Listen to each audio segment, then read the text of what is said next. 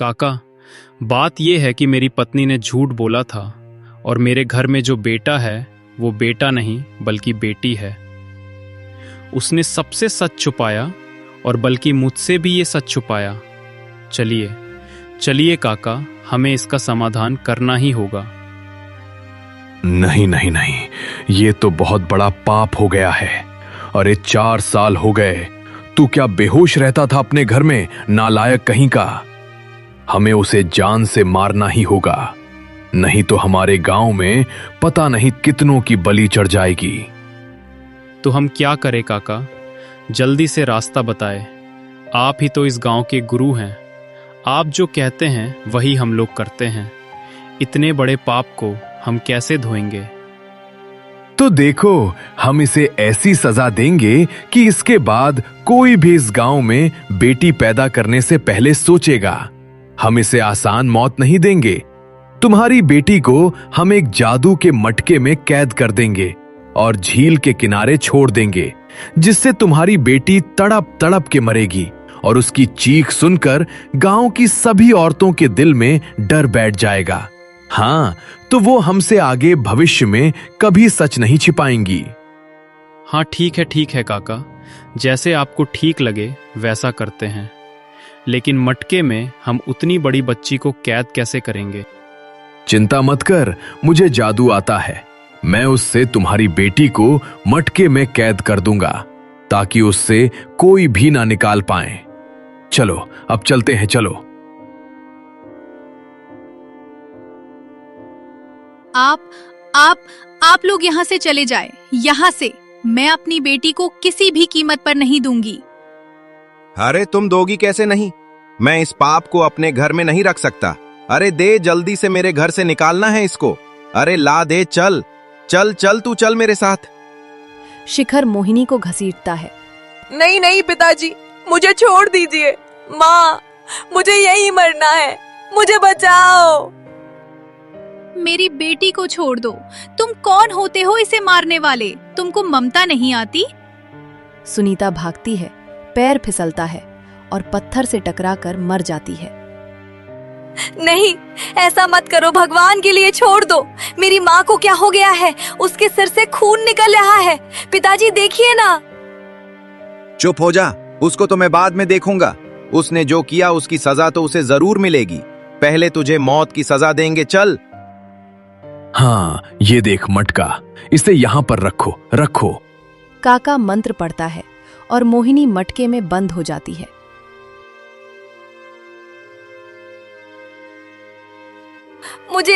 मुझे बाहर निकालो पिताजी, मेरा दम घुट रहा है। इस मटके से मुझे बाहर निकालो। अब इस मटके को ले जाकर झील के किनारे रख दो। वहां पर 2 दिन तक ये इसी तरह से मटके में रहेगी तो खुद ही दम घुटने से मर जाएगी। ले जाओ इसको। कोई है, मुझे इस मटके से बाहर निकालो। माँ, पिताजी, मुझे बाहर निकालो। साधु महाराज मटके के पास आते हैं। अच्छा, तो इस मासूम बच्ची को इस मटके में कैद कर दिया है। वह मटका खोल देते हैं।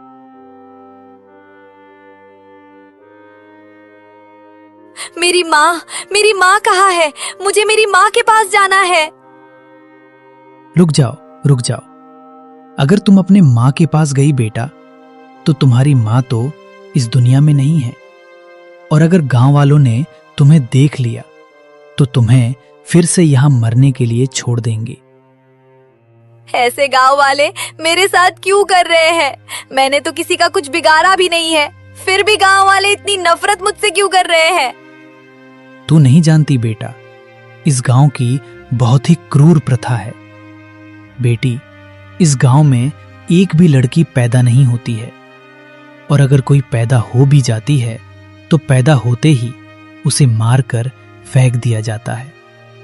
लेकिन तुम्हारी माँ ने पूरे समाज के खिलाफ जाकर तुम्हें 4 सालों तक पाला। वाकई में तुम्हारी माँ सच में तुमसे बहुत प्यार करती थी। वो देखो, पूरे समाज के खिलाफ चली गई। लेकिन पर इसमें मेरी क्या गलती है साधु महाराज? हाँ बेटा, इसमें तुम्हारी कोई गलती नहीं है। इसलिए मैं तुम्हें वरदान देता हूं, अपनी जिंदगी सुधार सकती हो तुम, बस अपनी शक्ति का सही इस्तेमाल करना।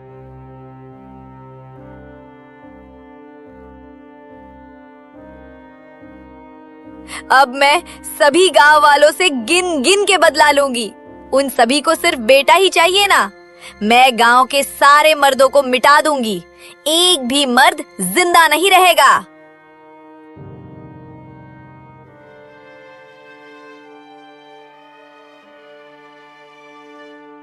कहानी सुनकर कबीर की आंखों में आंसू आ जाते हैं। देखो, तुम्हारे साथ जो हुआ वाकई में वो बहुत गलत था, पर तुमने अपने गांव के लोगों के साथ जो किया वो तो सही था, पर आसपास के और मेरे गांव के लोगों की क्या गलती थी? और तुमको वरदान मिला, उसका इस्तेमाल अच्छी जगह करती, लड़कियों को इंसाफ दिलाती। आज भी कितने लोग लड़कियों को बोझ समझते हैं। मैं इस बंधन से बच चुकी हूँ। मैं सबको आजाद कर दूंगी, इस गांव को मटकों से आजाद कर दूंगी। तो फिर बताओ मुझे क्या करना होगा? तुम मुझसे क्या चाहती हो, बताओ। पर तुमको मुझे इस बंधन से आजाद करना होगा जिसमें मैं बच चुकी हूँ। बंधन से आजाद करने के लिए तुम्हें अपनी बलि देनी होगी। हाँ ठीक है, अगर मेरी बलि से गांव बचता है तो मैं अपनी जान दे दूंगा। मैं पूरा गांव बचाने आया हूं, अब मैं पीछे नहीं हटूंगा, ठीक है? कबीर खंजर से अपना गला काट लेता है और मर जाता है। मटके टूट जाते हैं और सब गांव वाले झील के किनारे वापस आ जाते हैं। मोहिनी रोते हुए कबीर के शरीर पर गिरती है। मेरी आखिरी सांस तक मैं तुम्हें नहीं खो सकती। ये आंसू मेरी प्राण शक्ति है। वापस लौट आओ कबीर, मैं तुम्हें अपनी सारी शक्तियां देकर जीवित करती हूँ। कबीर जीवित हो उठता है। ये क्या? मैं तो मर ही गया था, फिर मैं जीवित कैसे हो गया? ये क्या चक्कर है? क्योंकि तुम्हारी बलि सच्ची थी, तुम्हारा दिल साफ था और मैंने अपना सारा जादू तुम्हें प्राण देने में लगा दिया। अब मेरे पास कोई शक्ति नहीं बची है। अरे तुम तो इतनी सुंदर हो, स्वर्ग की अप्सरा भी तुम्हारे सामने फीकी है। मैं तुमसे विवाह करना चाहता हूँ। क्यों नहीं, मैं भी तुम्हारे साथ शादी करके खुशी खुशी जीवन बिताना चाहती हूँ।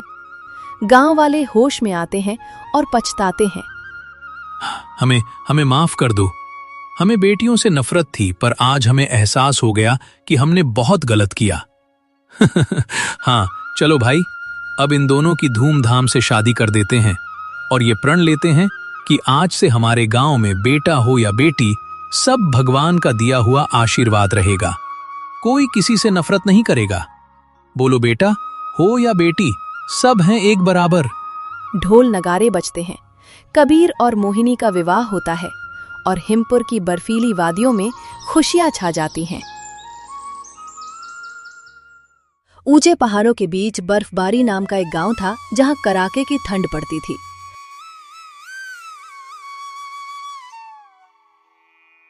ईशान एक गरीब किसान था जिसने इस बार लाला धनीराम से उधार लेकर सेब के बाग लगाए थे।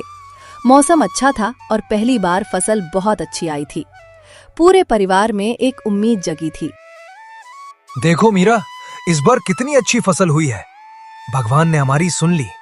लगता है अब बच्चों को इस कड़ाके की ठंड में ठिठुरना नहीं पड़ेगा और ना ही भूखा सोना पड़ेगा। हाँ ईशान, इस बार मेहनत रंग लाई है। अब अगर फसल सही सलामत मंडी पहुंच गई तो कुछ महीनों का चैन मिल जाएगा। पिताजी, क्या इस बार हम स्कूल जा पाएंगे? क्या मुझे नए जूते और बस्ता मिलेगा? जरूर बेटा, अब तो तुझे अच्छे गर्म कपड़े और किताबें भी दिलवाऊंगा।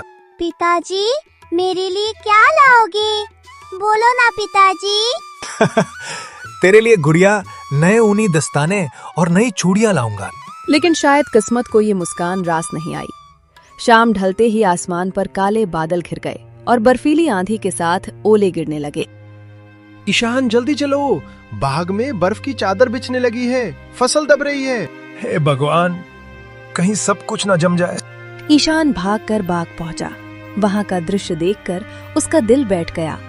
पूरा बाग बर्फ से सफेद हो चुका था और सारी फसल बर्फ के नीचे दबकर बर्बाद हो चुकी थी।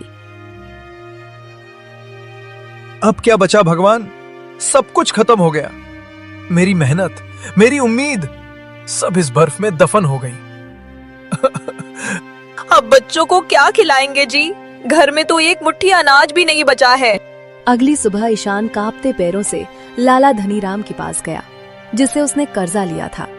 उसे उम्मीद थी कि लाला थोड़ा समय देगा। लाला जी, बर्फबारी में सब कुछ बर्बाद हो गया, थोड़ी मोहलत दे दीजिए। मजदूरी? इस बर्फ में क्या खाक काम करोगे? वो मेरी पुश्तैनी जमीन है, आप ऐसा मत करिए। मुझे कागजों से मतलब है, भावनाओं से नहीं। अब वो जमीन मेरे नाम है और तुम लोग तुरंत उसे खाली कर दो। ईशान की जमीन भी चली गई और उसके पास अब कुछ भी नहीं बचा था, न घर, न पैसा, न आसरा। मीरा, अब इस गांव में हमारे लिए कुछ नहीं बचा। चलो जंगल की ओर चलते हैं, शायद वहां कहीं सिर छुपाने की जगह मिल जाए। ठीक है ईशान, अब जैसी तुम्हारी मर्जी। एक गरीब किसान अपने टूटे सपनों को समेटे परिवार को लेकर निकल पड़ा अनजाने अंधेरे की ओर। बारिश तो रुक चुकी थी, लेकिन उनके जीवन की बर्फीली बरसात थमने का नाम नहीं ले रही थी। चलो मीरा, अब पीछे मत देखो। जो हो गया उसे सोचने से कुछ नहीं होगा। अब घर नहीं बचा मीरा, बस जिम्मेदारी बची है इन बच्चों की। इन्हें भूखा नहीं सोने दूंगा, चाहे मुझे कुछ भी करना पड़े। पिताजी, अब हम कहाँ जाएंगे? बेटा, अभी हम एक जगह चल रहे हैं। वहां शायद कोई बूढ़े बाबा रहते हैं, जंगल के किनारे पर। सुना है वो अच्छे इंसान हैं। पिताजी, मुझे बहुत भूख लगी है, मुझे खाना चाहिए। थोड़ा और चल ले बेटा, वहां पहुंचते ही कुछ इंतजाम कर लेंगे। एक गरीब किसान अपने टूटे सपनों को समेटे परिवार को लेकर निकल पड़ा अनजाने अंधेरे की ओर। उन्हें दूर से एक टूटी हुई कुटिया दिखाई दी। पास जाने पर देखा कि एक बूढ़ा साधु धूनी रमाए बैठा था। बाबा प्रणाम, हम लोग बहुत मुसीबत में हैं। हमारे पास अब कुछ भी नहीं बचा। बेटा, तुम्हारे चेहरे पर ईमानदारी दिख रही है। तुम चाहो तो इस कुटिया में रह सकते हो। कुछ ज्यादा नहीं है, लेकिन सिर छुपाने की जगह मिल जाएगी। आपका धन्यवाद बाबा, भगवान आपको सुख दे। अब वही टूटी कुटिया उनका नया ठिकाना थी।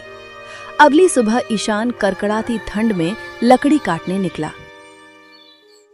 मीरा, मैं जंगल जा रहा हूँ, सूखी लकड़ियां काट कर लाऊंगा, फिर उन्हें बेचकर कुछ सब्जी और आटा लाऊंगा। जल्दी लौट आना, खाना भी बनाना है और बच्चों को भी कुछ खिलाना है। दिन भर बर्फ में पसीना बहाकर ईशान ने लकड़ियां काटी। शाम को बाजार में उसे बहुत कम पैसे मिले, पर उसने कुछ आलू, प्याज और थोड़ा आटा खरीद लिया। ये लो मीरा, कुछ खाने का सामान लाया हूँ। कुछ खास तो नहीं है, लेकिन बच्चों का पेट भर जाएगा। आपने इतना सब किया ईशान, अब आप हाथ मुंह धोकर बैठो, मैं रोटियां सेक देती हूँ। माँ, क्या आज गुड़ नहीं आया? आज नहीं बिटिया, लेकिन कल हम जरूर गुड़ लेकर आएंगे। रात को सबने सूखी रोटियां खाईं। सबकी आंखों में थकान थी, पर एक उम्मीद भी थी। अब हर दिन ऐसा ही होगा। मैं मेहनत करूंगा और हम सब मिलकर आगे बढ़ेंगे। हमारे पास कुछ नहीं है, लेकिन हम साथ हैं, यही सबसे बड़ी बात है। मुश्किल सी भरी जिंदगी थी उनकी, पर वे परिवार हार नहीं मानी। उसका सफर अभी लंबा था, लेकिन उसका इरादा सटीक था। ईशान अब रोज जंगल जाता था, लकड़ियां काटता और बाजार में बेचकर उसे जो भी मिलता उससे राशन लाता। बच्चों की आंखों में अभी भी भूख दिखती थी, लेकिन वे अब शिकायत नहीं करते। सुनिए जी, जल्दी लौट आएगा, कल बहुत देर हो गई थी। अच्छा ठीक है मीरा, मैं जल्दी लौटूंगा। आज कुछ ज्यादा लकड़ियां लाऊंगा, ताकि बच्चों के लिए थोड़ा गुड़ और आटा ला सकूं। पिताजी, क्या सच में आप आज गुड़ लाएंगे? बेटा, मैं लेकर आएंगे। और मेरे लिए चूड़ियां लेकर आएंगे पिताजी। मेरे परे बच्चों, सबके लिए सब कुछ लेकर आऊंगा। बस ईश्वर थोड़ा सा साथ दे दे। ईशान मुस्कुराते हुए जंगल की ओर निकल पड़ा। ज्यादा लकड़ी की तलाश में ईशान जंगल के उस हिस्से में चला गया जहां कोई नहीं जाता था। आज ज्यादा लकड़ी चाहिए। ज्यादा लकड़ी मतलब ज्यादा पैसा, और ज्यादा पैसा मतलब सबके चेहरे पर खुशी। पेड़ों की गहराइयों में वो इतना आगे निकल के उसे पता ही नहीं चला कि वो कहां पहुंच गया है। अचानक भारी बर्फबारी शुरू हो गई और वो रास्ता भटक गया। दूर तक सिर्फ जंगल ही जंगल है, बर्फ से ढकी हुई। वहां पर कोई रास्ता नहीं दिख रहा था, नहीं कोई आवाज थी। अरे ये कौन सी जगह है? रास्ता तो रोज वाला नहीं लगता। हे भगवान, अब क्या करूं? अंधेरा हो रहा है और रास्ता नहीं सूझ रहा। वो इतना आगे निकल गया कि रास्ता भटक गया। आसमान में बर्फ गिरने लगी थी। हे भगवान, मैं कहां आ गया? चारों तरफ बस धुंध और बर्फ है। उधर मीरा झोपड़ी में बार बार जंगल की ओर देख रही थी। सूरज ढल चुका था, लेकिन ईशान नहीं लौटा। आज बहुत देर हो गई है, सूरज ढल गया, वो लौटे क्यों नहीं? माँ, पिताजी को कुछ हो तो नहीं गया? ऐसा मत बोल बेटा, वो ठीक होंगे, बस शायद दूर निकल गए होंगे। उधर ईशान थक कर एक पत्थर पर बैठ गया। तभी उसे एक पीली रोशनी दिखाई दी। हे भगवान, मैं कहां आ गया? चारों तरफ बस धुंध और बर्फ है। वो रोशनी कैसी? लगता है कोई है वहां पर। चलो देखते हैं। है कैसी जगह है? सब कुछ सुनसान है, लेकिन वे रोशनी कैसी? वो एक अजीब सी गुफा थी। अंदर जाते ही उसे एक सोने जैसा चमकता गांव दिखा। ये कैसी जगह है? ये तो कोई सपना लग रहा है, मगर मैं तो जाग रहा हूं।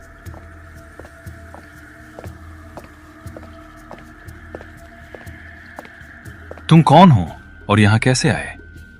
मेरा नाम ईशान है। मैं गरीब किसान हूं, रास्ता भटक गया हूं। राजा के पास चलो, वो तुमसे मिलना चाहते हैं। मैं कोई सपना तो नहीं देख रहा हूं, लेकिन ये लोग कौन है? आओ, नरेश तुम्हारी ही राह देख रहे हैं। ईशान महल में प्रवेश किया और देखा सामने एक वृद्ध राजा बैठे हुए थे, जिनके चेहरे पर करुणा थी। बताओ, कौन हो तुम और यहाँ कैसे आए? महाराज, मैं एक गरीब लकड़हारा हूं। बर्फ ने मेरी फसल छीन ली, सेठ ने जमीन छीन ली। बस बच्चों के लिए लकड़ियां काटता हूं। तुम्हारी बातों में सच्चाई है ईशान।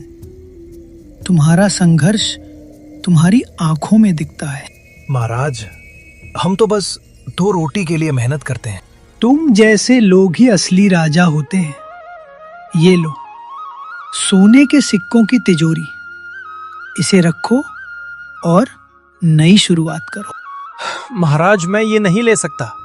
हम गरीब हैं पर मेहनती हैं। ये तुम्हारी ईमानदारी का इनाम है। आपका बहुत बहुत धन्यवाद महाराज। अब मेरे बच्चे भूखे नहीं सोएंगे। जाओ, पर याद रखना, ये जगह सिर्फ सच्चे दिल वालों को दिखती है। अगली सुबह ईशान उन सोने के सिक्कों को लेकर बाजार गया। वहां से उसने खूब सारा राशन लिया। बच्चों के लिए नए कपड़े खरीदे और मीरा के लिए एक रंगीन साड़ी खरीदी। आज ईशान के दिल को सुकून मिला था। मीरा और बच्चों के चेहरे पर जो मुस्कान देखी है, वो सब कुछ भूल जाने जैसी है। अब लगता है जैसे हमारा भाग्य सच में बदल गया है। लेकिन इन सिक्कों से कर्ज चुकाना भी जरूरी है। ईशान उसी दिन सीधा लाला धनीराम के घर गया। उसके हाथ में सिक्कों से भरी थैली थी। लाला को शक था, लेकिन सामने सोने के सिक्के देखकर वो चुप हो गया। लाला जी, ये लीजिए, आपका कर्जा पूरा चुका रहा हूं। एक एक सिक्का मेहनत से आया है। ईशान, ये सब कैसे हुआ? अचानक तू इतना अमीर कैसे हो गया? कहीं चोरी तो नहीं की? लाला जी, मैं गरीब हूं, लेकिन चोर नहीं। मेहनत की है और भगवान की दया से ये मिला है। तू ये सब कहानी मुझे मत सुना। अब अगर तुझे कर्ज चुकाना ही था तो पहले क्यों नहीं चुकाया? अब चुका दिया लाला जी, और अब आप मेरी जमीन के कागज भी लौटा दीजिए। लाला को शक था, लेकिन सामने सोने के सिक्के देखकर वो चुप हो गया। उसने जमीन के कागज लौटाए और ईशान वहां से निकल गया। पिताजी, अब क्या हम फिर से उसी खेत में काम करेंगे? हाँ बेटा, अब वो खेत फिर से हमारा है। अब हम उसमें मेहनत करेंगे। लेकिन मेरा एक और सपना भी है। सपना? कैसा सपना? मैं बस सिर्फ खेती नहीं करूंगा, लकड़ी बेचने का छोटा कारोबार भी शुरू करूंगा। जंगल से लकड़ी लाऊंगा और गांव में बेचूंगा। ईशान ने 2 दिन में लकड़ी बेचने का एक ठेला बनवाया। अब हर सुबह वो जंगल जाता और शाम को बाजार में लकड़ी बेचकर घर लौटता। धीरे धीरे उसके पास पैसा बढ़ने लगा और गांव वाले भी उसे सम्मान की नजर से देखने लगे। देखो ईशान अब अमीर हो गया, लगता है भगवान की कुछ खास कृपा हुई है इस पर। लेकिन लाला धनीराम को चैन नहीं था। वो रोज सोचता कि आखिर ईशान के पास अचानक इतना धन कहां से आ गया।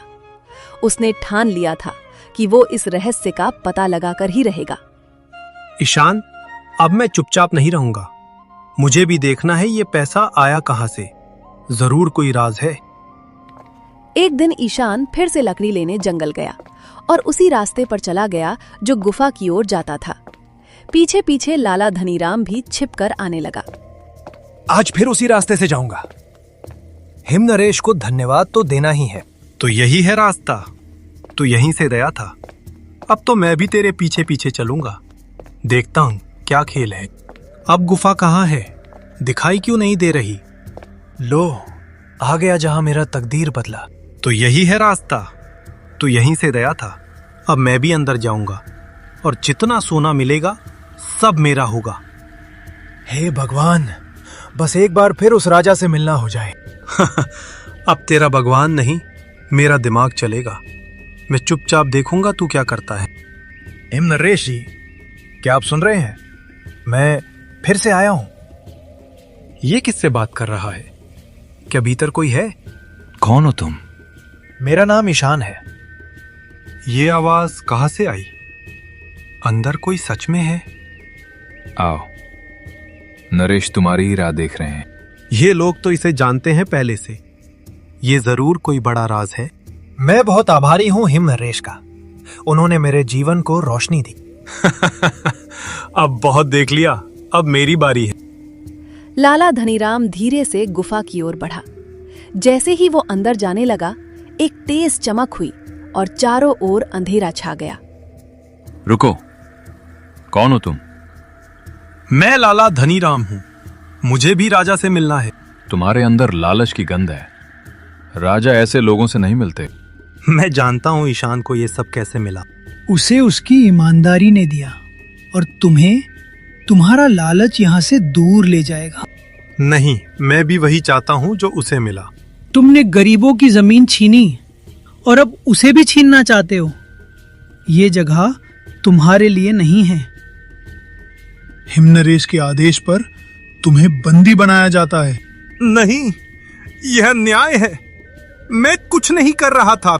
तुम्हारी सजा तुम्हारे कर्मों से तय हुई है। सैनिकों ने लाला धनीराम को पकड़ लिया और अंधेरे में ले गए। गुफा फिर से शांत हो गई। हिम नरेश जी, आपने इंसाफ किया। वो आदमी दूसरों की तकदीर चुराता था और तुम दूसरों के लिए मेहनत करते हो। जाओ ईशान, अब तुम अपने जीवन में हमेशा सुरक्षित रहोगे। धन्यवाद हिम नरेश जी। मैं कभी आपके विश्वास को नहीं तोड़ूंगा। ईशान गुफा से बाहर निकला। उसके चेहरे पर संतुष्टि थी, लेकिन मन में एक सवाल भी था। क्या ये रहस्य कभी किसी और को भी दिखेगा, या सिर्फ उन्हीं को जिनका दिल सच्चा होता है? ईशान के पास अब सब कुछ था, फिर भी वो सादगी से जीता रहा। तुम आज जल्दी लौट आए। सब ठीक तो है ना? सब ठीक है मीरा। राजा जी ने सब देख लिया और न्याय भी दी। पिताजी, लाला जी कहाँ गए? अब जहाँ ऐसे लोगों को जाना चाहिए वहाँ गए बेटा। अब क्या करने का सोच रहे हो आप? अब गांव में छोटा सा व्यापार शुरू करूंगा। लकड़ी और कोयले का एक गोदाम खोलूंगा और गांव के लोगों को भी काम दूंगा। अगले दिन से ईशान ने एक छोटी सी दुकान किराए पर ली। जंगल से लकड़ियां लाकर बेचना शुरू किया। लोगों को अच्छा सामान मिला और ईशान को इज्जत मिलने लगी। ईशान भाई, तुम्हारा माल तो बढ़िया होता है। अब हमें बाहर नहीं जाना पड़ता और भाव भी ठीक देते हो। हम तो सबके हैं भाई। जब हम भूखे थे तब भी गांव हमारे साथ था। अब हम थोड़ा कुछ कर सकें तो वही सबसे बड़ी बात है। गांव में अब लोग ईशान को सम्मान से देखने लगे। जो कभी सबसे नीचे था अब सबसे ऊपर बैठा करता था, लेकिन फिर भी जमीन से जुड़ा हुआ था। तुमने सब कुछ सच में संभाल दिया ईशान। मैं बहुत खुश हूँ तुम्हारे लिए। नहीं मीरा, भगवान ने हम पर भरोसा किया और हमने उस भरोसे को निभा दिया। कोई है बाहर? देखो। इस वक्त कौन हो सकता है? जी, कौन है भाई? ईशान जी, आप ही हैं? हाँ, कहिए। नरेश जी का दूत हूँ। उन्होंने आपको एक संदेश भेजा है। हिमनरेश का संदेश मेरे लिए? हाँ, उन्होंने आपको बुलाया है। उन्हें आपसे कुछ खास बात करनी है। किस लिए बुलाया है? क्या बात हुई है? सब ठीक तो है ना? मुझे बस इतना कहा गया है कि ईशान को तुरंत लेकर आना है। ठीक है, मैं सुबह चलता हूँ। नहीं, आप अभी चलिए। मैं साथ हूँ, रास्ता सुरक्षित है। ठीक है, बच्चों का ध्यान रखना मीरा। पिताजी, जल्दी लौटना। ईशान बिना सवाल के दूत के साथ निकल पड़ा। रात के अंधेरे में उसकी चाल धीमी थी, लेकिन मन में विश्वास था। वो गुफा पहुंचा। आओ, नरेश तुम्हारी ही राह देख रहे हैं। राजा जी इंतजार कर रहे हैं। अंदर जाना चाहिए। रात में बुलाया है, जरूर कोई जरूरी बात होगी। प्रणाम महाराज, आपने मुझे याद किया। ईशान, हम कई दिनों से देख रहे हैं। तुमने जिस तरह से अपनी जिंदगी को फिर से खड़ा किया है वो बहुत प्रेरणादायक है। महाराज, आपने जिस दिन मदद की उसी दिन मेरी किस्मत बदली। ईशान, हमारे पास अब ज्यादा उम्र नहीं बची और हमारा कोई वारिस भी नहीं है। हम चाहते हैं कि तुम हमारे उत्तराधिकारी बनो। मैं राजगद्दी पर बैठूं? ये कैसे संभव है? हमने तुम्हारे व्यवहार, ईमानदारी और परिश्रम को परखा है और यही गुण एक सच्चे राजा में होने चाहिए। मुझे सोचने का समय दीजिए महाराज। तुम्हें कल सुबह तक का समय देते हैं। फैसला सोच समझकर कर लेना। ईशान महल से बाहर निकला। उसके मन में सवालों की बाढ़ थी, लेकिन साथ ही एक नई उम्मीद भी। अगली सुबह वो वापस लौटा। ईशान, क्या फैसला किया तुमने? महाराज, मैं रात भर सोचता रहा। ये गद्दी एक जिम्मेदारी है। मैंने कभी इसका सपनों में भी नहीं सोचा था। लेकिन अगर आप मुझे योग्य मानते हैं तो मैं ये जिम्मेदारी स्वीकार करता हूँ। तुम्हारा ये उत्तर ही साबित करता है कि तुम इसके लायक हो। मैं वादा करता हूँ कि मैं हमेशा गरीबों के साथ खड़ा रहूंगा। किसी के साथ अन्याय नहीं होने दूंगा महाराज। ईशान को सिंहासन पर बैठाया गया। ईशान, क्या ये सच में सपना है? नहीं मीरा, ये भगवान की मर्जी है। अब हम भूखे नहीं सोएंगे, बल्कि दूसरों की भूख मिटाने की जिम्मेदारी लेंगे। अब मैं राजा का बेटा हूँ? नहीं बेटा, तुम जनता के सेवक के बेटे हो। हम राजा नहीं, सेवक बनकर जिएंगे।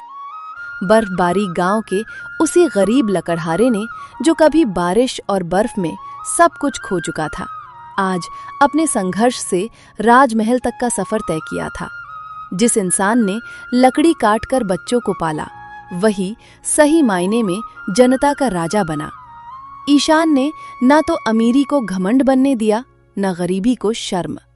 उसने हर परिस्थिति को स्वीकार किया और अपनी मेहनत से अपनी तकदीर लिख दी। ईमानदारी और कड़ी मेहनत का फल हमेशा मीठा होता है, चाहे हालात बर्फ जैसे ठंडे ही क्यों न हो। तो दोस्तों, कैसी लगी आपको ये कहानी? कमेंट बॉक्स में जरूर बताना और लाइक और सब्सक्राइब भी कर दिया करो।